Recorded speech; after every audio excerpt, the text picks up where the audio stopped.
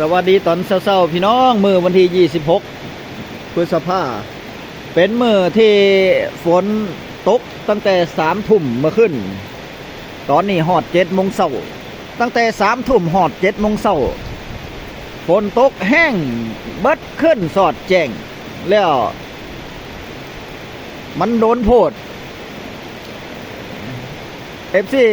พยาการลองคิดเบิ่งตั้งแต่3 ทุ่มฮอด7 โมงเช้าคันแท้หน้าสิบ่ขาดบ่ฮะมันตกโพดตกโพเพิ่นเอิ้นว่าตกโพดตกโพตกตั้งแต่วันที่24มาล่ะพี่น้องฝนน่ะบ้านพญาการน่ะโอ้มันก็ตกโพดเนาะโอ้แย่แบบนี้แย่เมื่อวานนี่พญาการไปเปิดน้ำไปเบิ่งคันแท้ซุ่มขาดกะขาดซุ่มน้ำท่วมกะท่วมเข้าเน่าเบิดละเข้าพญาการน่ะได้วานใหม่แล้วพี่น้องรอฝนเศร้ารอฝนทิ้งช่วงบ่ละจะได้วานใหม่เพราะว่าบ่วานใหม่บ่ได้เด้นี่บ่ได้กินข้าวแล้วโอ้ยลุกบ่ในปีนี้ลงทุนไปหลายนี่ละหัวอกหัวใจหัวอกเกษตรกรชาวนาเฮาฝนมาหลายก็ทุกข์ฝนบ่ตกก็ทุกข์นี่โอ้ยบนท้องฟ้าจะไหนไม่แต่น้ำมื้อวันที่27อีกมื้อนึงแต่ว่าอุตุว่าฝนจะกระจายหลังจากวันที่27ได้ฝนจะกระจายฮอดวันที่29บางหม่องตกหนักบางหม่องตกบางบางหม่องบ่ตกหลังจากวันที่27เด้27 28 29อีก3 มื้อโอ้ยมันจะบ่มีแต่น้ำบ่เนาะหน้าพยาการเฮ็ดหน้ายากได้ไปหน้าหาโต๊ะกาไว้เด้อพี่น้องเอ้ย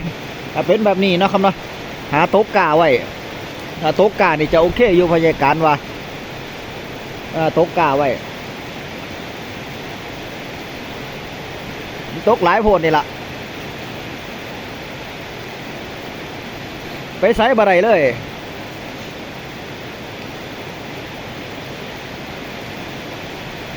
เดี๋ยวพนะฝนจะเศร้าบ่เศร้าบ่ฮู้เดี๋ยวถ้าบ่เศร้าก็สวยๆจักหน่อยนึงประมาณ9 โมง 10 โมงพุ่นล่ะในการรอเบิ่งฝนซะก่อนก็จะขึ้นไปนาคือเก่าจะไปเบิ่งคันแท้หน้าคือเก่า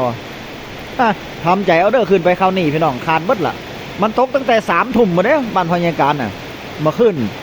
ตกตั้งแต่3 ทุ่มโอ้ตกแห้งพร้อมเด้อึดเลยตกแต่3 ทุ่มณปัจจุบันนี้ตอนนี้เวลาจะ7 โมงล่ะยังมาทันเศร้าอยู่ฝนน่ะ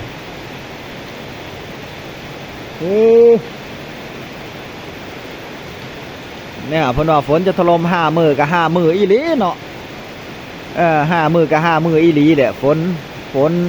นมายาว5 วันรวดแบบนี้ก็แย่แล้วเนาะครับเนาะเดี๋ยวพยาการขึ้นหน้าแล้วเดี๋ยวพยาการจะลงให้เบิ่งว่าเป็นจังไดเนาะเฝ้าไปเบิ่งคันแท้หน้าพวกโดยเฉพาะเฝ้าระวังกันนาดินทรายเด้อพี่น้องเด้อนาดินทรายเนี่ยอันตรายอยู่ถ้าน้ำมันมาท่วมแล้วมันหล่นมามันเซาะกร่อนคันแท้เฮ็ดให้คันแท้ขาดเด้ขาวเอิกเมิกไปเบิดล่ะตอนนี้บ่ว่าหน้าไผแล้วเนาะแถวชุมชนบ้านพญาการนี่เป็นกันเบิดทุกคนนั่นแหละเน่าเบิดทุกคนนั่นแหละบ่แม่นว่าเน่าผู้เดียวเข้าที่วานไว้บ่ทันเกิดนี่เน่าเบิดที่มันเกิดแล้วโอเคอยู่